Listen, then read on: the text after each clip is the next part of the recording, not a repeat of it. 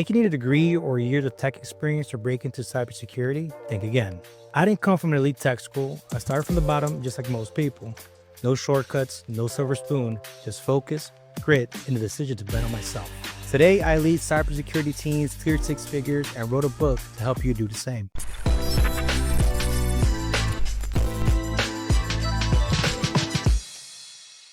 Hey, I'm Chris, cybersecurity expert, author of the Cybersecurity Field Guide, and dad who built a career the hard way so you don't have to. In this video, I'm breaking down exactly how to start your cybersecurity career in 2025 with no experience. We're talking 1, the mindset you actually need. 2, what skills to focus on. 3, certifications, which matter and which to skip. 4, how to get experience without a job. And 5, how to start applying the smart way. Stick around. By the end, you'll know exactly what to do next, whether you're just exploring or ready to go all in.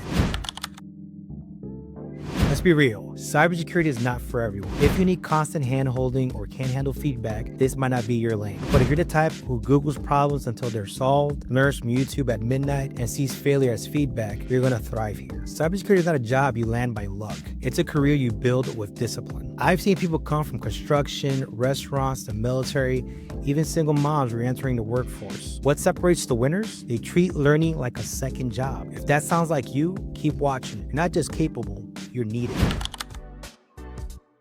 Now let's talk about what to start learning without burnout. Before you even think about certs or applying to jobs, you need to understand the game. Here's your starter pack. How computers work, what's an OS, what's a file system, can you use Linux? Networking 101. Learn about IP addresses, ports, protocols, DNS, and NAT. And the big one, cyber threats, like phishing, ransomware, and social engineering. Here are great places to start. YouTube. Channels like Simply Cyber and Network Chuck. Cybrary for structured learning. Try Hack Me for hands-on labs. Pro tip, use spaced repetition. Don't binge and forget. Study smart and reinforce. Pick a topic, watch a video, write it down, teach it to someone. Also, learn the why, not just the tool. Why do attackers scan ports? Why do we segment networks? That mindset will separate you from 90% of all other applicants. Want a practical example? Remember the Equifax breach? A missed patch on an Apache server led to one of the largest data breaches in history. When you understand patching and network segmentation, that whole story makes sense. Or phishing, it still works in 2025 because humans are the weakest link. If you get how social engineering works, you're already thinking like the adversary. Let's talk certs. Here's what you actually need to know. Certifications don't get you hired. Skills do. Certs are just tools to show you're serious. That's it. Only go for a cert once you've learned the fundamentals and practiced. Start with 1. Security Plus is a solid bet for analyst roles. Google Cybersecurity Certificate is great if you're on a budget. AWS Cloud or Azure Fundamentals if you're targeting cloud. Splunk Core Certified if you want to work in a SOC. Let's break these down real quick. Security Plus covers risk management, network security, cryptography, and incident response. Google Cert is more hands-on, using real-world tools. AWS and Azure Fundamentals give you a foothold in the cloud. And Splunk, it helps you search and analyze logs, super valuable in detection roles. So if you're going for a SOC role, grab Security Plus and Splunk. Going cloud, go with AWS and Azure. Don't chase the alphabet soup. Just pick one that aligns with your first role. Now let's talk about how to get real experience without a job. You can build it yourself. Start with a home lab with VirtualBox or Proxmox. Spin up Windows, Ubuntu, and Kali, simulate an attack, and practice detection. Next, get hands-on and try Hack Me or Hack the Box. Solve real-world scenarios, capture a flag, learn how attackers think. Then build projects. Create a security policy, write a system hardening checklist, scan a fake network with Nessus or OpenVAS. Record a walkthrough and upload it to GitHub. And don't underestimate volunteering. Help a local nonprofit secure their Wi-Fi, do a mock audit for your friend's business, help lock down a WordPress site.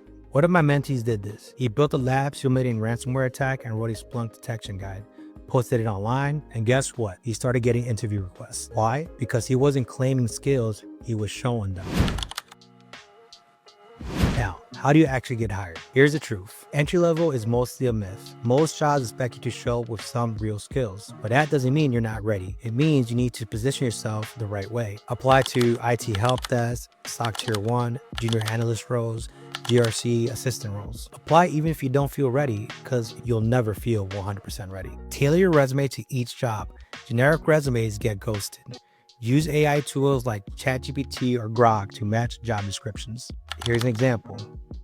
Assisted with vulnerability scans. Or performed and analyzed weekly scans across 15 systems, identify 12 high-risk findings, and help reduce risk exposure by 40%. That's how you show impact. If you want a video walkthrough how I rewrite resumes with AI, drop a comment and let me know. Also, read the job description, mirror the language, use the tools that they mention. This helps beat applicant tracking systems. Let's wrap this up. Cybersecurity isn't easy, but it's possible. You don't need to be a genius, you just need to be consistent. Everything I talked about today and way more is inside the Cybersecurity Field Guide. No fluff, just real strategies that work. If this helped you, subscribe. Drop a comment, let me know where you're starting from. Check the links in the description for tools, templates, and resources.